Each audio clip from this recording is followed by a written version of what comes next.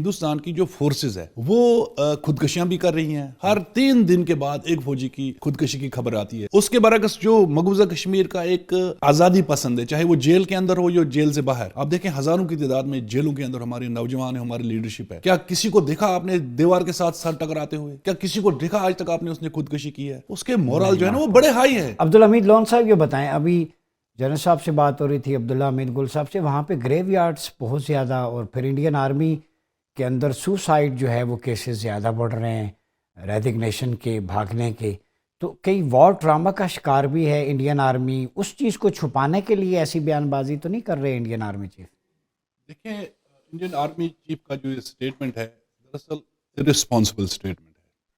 لیکن جو ایک آرمی چیف ہوتا ہے یہ ایک 4 اسٹار جنرل ہوتا ہے, اور اس کی تقرری جو ہے نا بڑی ذمہ دارانہ تقرری ہوتی ہے.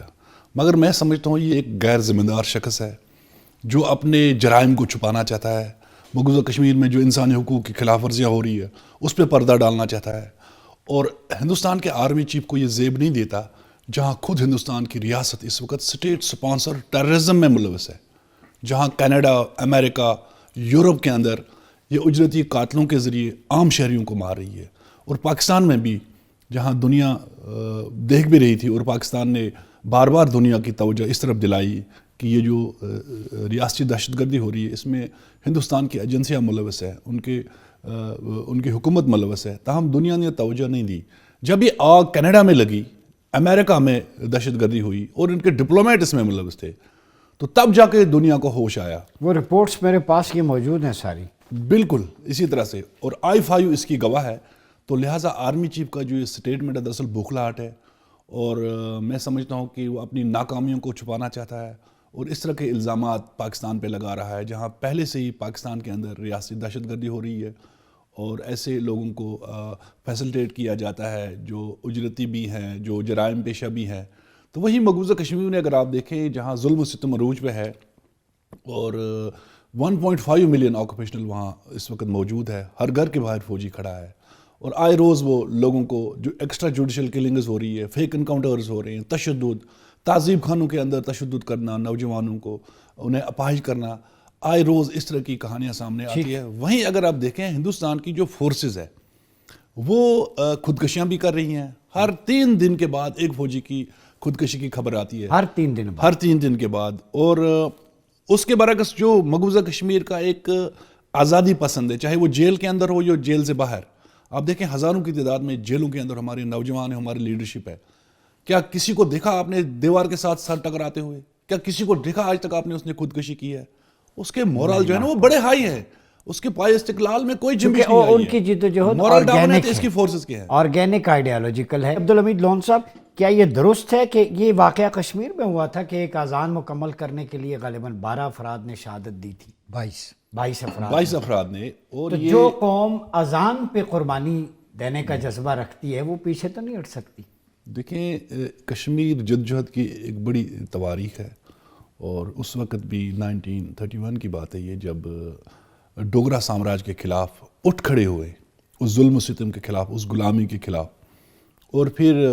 عبدالقدیر نامی ایک شخص جو خود ڈوگرا فورسز کے اندر کام کر رہا تھا, خانسامہ تھا, تو اس نے جب یہ ظلم و ستم دیکھا تو اس نے آواز بلند کی. اب اس کو سزا دی گئی تھی, اور سینٹرل جیل سری نگر میں اس وقت وہ قید تھے. تو وہیں ان کے ساتھ یکجہتی کے لیے جموں کشمیر کے ہر علاقے سے لوگ امڑ آئے اور ان کے ساتھ یکجہتی کی. تو وہیں اذان کا ٹائم شروع ہوا, تو اذان شروع ہوئی, تو اس میں جو ڈوگرا فورسز تھے انہوں نے مؤذن کو ٹارگٹ کیا, اور 22 افراد نے مکمل کی اذان. یہ جذبہ حریت دیکھیں, یہ جذبہ ایمان دیکھیں ان کا. آج بھی اسی جذبے کے ساتھ کشمیری جس طرح سے قربانیاں دے رہے ہیں, جس طرح سے اپنا لہو پیش کر رہے ہیں, یہ دنیا کے لیے مثال ہے. تو ہندوستان کو سمجھ لینا چاہیے کہ کشمیر ایک حق میں مبنی تحریک ہے, اس کو میں بزور طاقت, بزور بندوق دبا نہیں سکتا ہوں. آج بھی ہماری جو لیڈرشپ ہے ان کا پائے استقلال دیکھیں, ان کا جذبہ حریت دیکھیں, وہ ہمالیہ کی چوٹیوں سے بھی بلند ہے. تو لہٰذا ہمارے اس انڈیجنس موومنٹ کو کوئی رنگ دیا جائے کہ یہ بالکل صحیح. لیکن ایک چیز اور سمجھا دیں کہ انڈین آرمی چیف جب اسٹیٹمنٹ دیتے ہیں تو انہیں نہیں لگتا کہ صرف کشمیر نہیں, خالصتان کی موومنٹ ہے, آسام میں,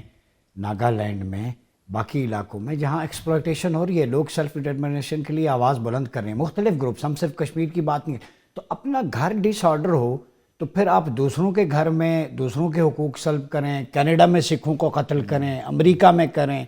ٹھیک ہے، را کی سرویلنس ایکٹیویٹیز، یہ الجزیرہ کی رپورٹ میرے سامنے، ہمیں دیکھ کے حیران رہ گیا، تو کتنے کشمیری اور سکھ رہنما پاکستان میں بھی قتل ہوئے، اس میں بھی انڈین انوالومنٹ ہے، تو اپنی ناکامی کا پردہ چھپانے کے لیے ایک ہمارا بیلون یا کبوتر بھی چلا جائے وہ ٹریس ہو جاتا ہے، لیکن دہشت گرد کوئی گھس گیا تو وہ ٹریس نہیں ہوا، یہ عجیب سی منطق نہیں؟ دیکھیں مقبوضہ کشمیر میں جو انہوں نے آگ لگائی تھی، اب وہ پورے ہندوستان میں وہ آگ لگ چکی ہے، جہاں 7 ریاستیں ہندوستان سے مکمل آزادی چاہتی ہے، 7 ریاستیں ہیں، یہ خالستان ہے، میزورم ہے، آسام ہے، ناگالینڈ ہے، منی پور ہے، اور اسی طرح سے وہاں پر ماؤ نواز اس وقت جدوجہد کر رہے ہیں، نکسلائٹ جو ہے یا پیپلز وار گروپ جو ہے، اسی طرح سے الفا ہے، خالستانی ہے، تو ہندوستان بالکل جہاں بندوق کے زور پہ ان کو دبا رہا ہے اور اپنی ناکامیوں کو چھپا رہا ہے۔ اب ہندوستان کی فورسز کے اندر جو ہے نا ان کا مورل جو ہے نا ڈاؤن ہے، وہ جنگ نہیں لڑ سکتی ہے، وہ نہتے لوگوں کو مارنے میں ماہر ہے، وہ کوئی پیشہ ور فوجی نہیں ہے، اب جرائم پیشہ افراد، اب اس طرح کے آر ایس ایس سے وابستہ لوگ، دیکھیں جب سے آر ایس ایس برسر اقتدار آئی ہے اس کے بعد ہندوستان میں یکسر صورتحال تبدیل ہو گئی ہے، اب وہ اس کو ہندوتوا نظریے سے دیکھ رہے ہیں، اپنے مخالفین کو بزور طاقت دبانا چاہتے ہیں، ان ایجنسیوں کے ذریعے ان کو زیر کرنا چاہتے ہیں، اب ان کی جوڈیشری بھی آر ایس ایس کے زیر اثر ہے، اب ان کی اسٹیبلشمنٹ کی آر ایس ایس کے زیر اثر ہے، اسی طرح سے اب بیوروکریسی دیکھیں یا میڈیا دیکھیں، سارا جو ہے نا انفلوئنس آر ایس ایس کا ہے، اور وہ سوشل میڈیا پہ جھوٹ پروپیگنڈے کا مواد جو ہے نا اس طرح پھینک دیتے ہیں تاکہ لوگوں کے ذہنوں کو ٹارگٹ کیا جائے، مگر میں سمجھتا ہوں کہ یہ ہندوستان ایک ناکام ریاست ہے اور اس کی بنیاد جو ہے جھوٹ پہ مبنی ہے، یہ جھوٹے بیانات دے کے اپنے آپ کو منوانا چاہتی ہے، جس میں سمجھتا ہوں کہ انشاءاللہ اس کا شیرازہ عنقریب بکھر جائے گا، پھر خالستان بھی آزاد ہوگا، جموں کشمیر بھی آزاد ہوگا اور باقی ریاستیں بھی جو ہے نا آزادی بہت شکریہ